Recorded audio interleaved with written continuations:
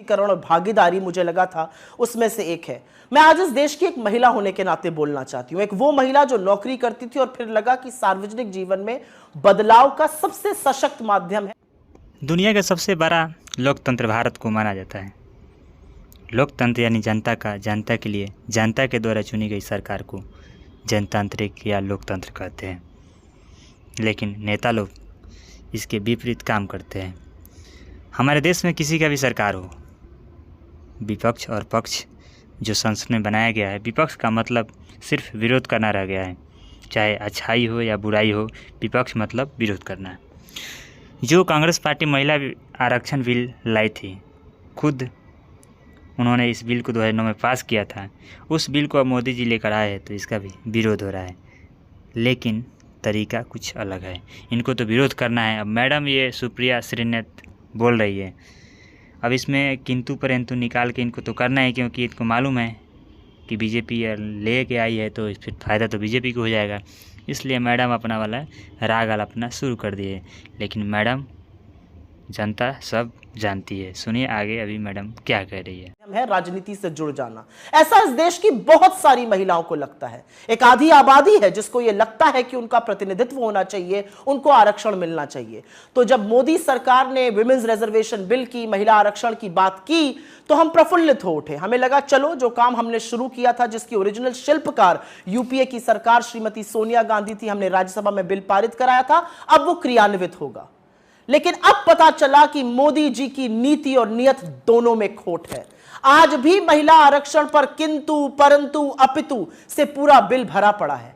आज भी यह जुमला इसलिए दिया गया क्योंकि अपनी आगामी हार साफ दिख रही है और मोदी जी के स्कोर कार्ड पर नील बटा सन्नाटा है। तो महिलाओं को एक जुमला दे दिया गया महिला आरक्षण का। लेकिन असलियत इस बिल में साफ हो गई, क्योंकि यह बिल साफ तौर से कहता है कि महिला आरक्षण तभी होगा जब पहले जनगणना होगी, फिर डिलिमिटेशन होगा और उसके बाद महिला आरक्षण क्रियान्वित होगा। मतलब 2029 से पहले महिला आरक्षण संभव ही नहीं है।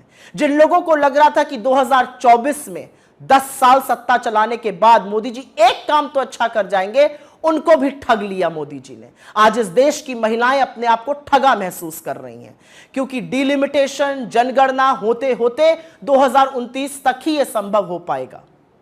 यह जो बिल था, हमारा लाया हुआ बिल, राज्यसभा में 9 मार्च 2010 को पारित हुआ था। अगर आपकी नीति और नियत साफ होती तो आप उसी बिल को लोकसभा में लाते, बिना कंडीशन के उसको पास कराते और महिला आरक्षण एक रियलिटी बनता। लेकिन असलियत यह है कि आपने महिला आरक्षण के नाम पर भी देश की आधी आबादी को एक जुमला थमा दिया। बहुत कुछ कहने से ज्यादा एक ही चीज कहना चाहती हूं आज। अगर आपकी नीति साफ है तो आपको फिर से जाकर वही काम करना चाहिए जो हमने किया था। किंतु परंतु अपितु हटाइए, महिलाओं के सशक्तिकरण की बात कीजिए। जो दूरदर्शिता राजीव गांधी जी ने दिखाई, आज उसका परिणाम है कि 30 लाख से ज्यादा निर्वाचित लोकल बॉडी इलेक्शंस में 10 लाख से ऊपर महिलाएं हैं।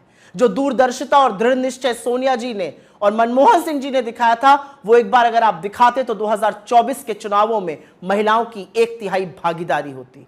लेकिन अब जो आपने किया है वो एक इवेंट था, वो जुमला था। आपको नए सदन में जाना था, एक बड़ा इवेंट करना था, और बड़े इवेंट को करने के बाद निकला क्या?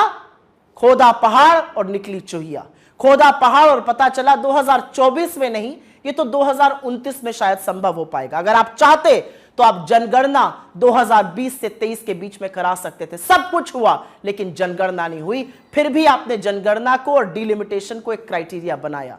तो देश की महिलाएं आपसे आज सवाल पूछ रही हैं कि अपने जुमलों का शिकार आपने